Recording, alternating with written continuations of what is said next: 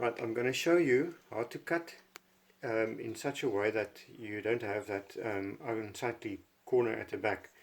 Normally we would have cut the first cut at the bottom at say 50 degrees straight, which goes into your frame like that, and then your vertical at 45. And that would give a corner like that with a resultant gap at the back. At the back there's a little gap which we normally fill with a bit of silicone, but I'm going to show you how I'm going to cut this without having that little gap. So what I'll do the 50 degree right through, or 50 or 60 or whatever, just off 90. There's 90 degrees, so and that's 45, so something in between, say 50 or say 60, whatever. I mark that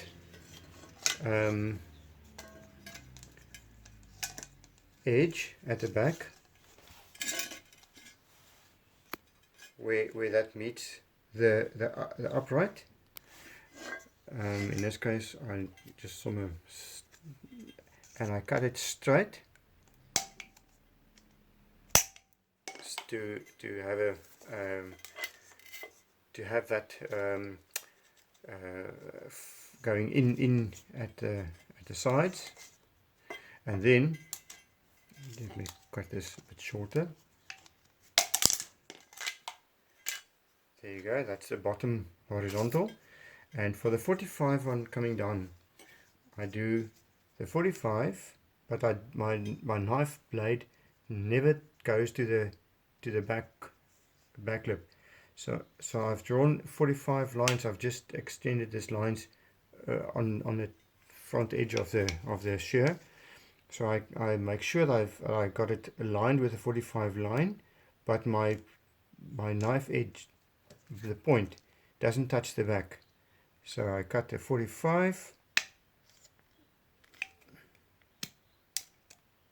go, and then I turn my knife around, and right at that corner where they meet, where the 45 from the front meets with the back line, I cut through. While my knife blade is still in there, I cut through. Cutting away, just shaving a bit of material there away there, and then at the back making sure there's nothing at the back there.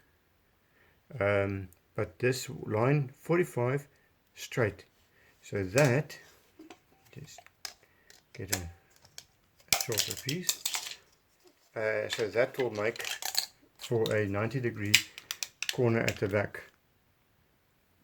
And you can see from the inside it forms a 90 degree straight corner. So if I do this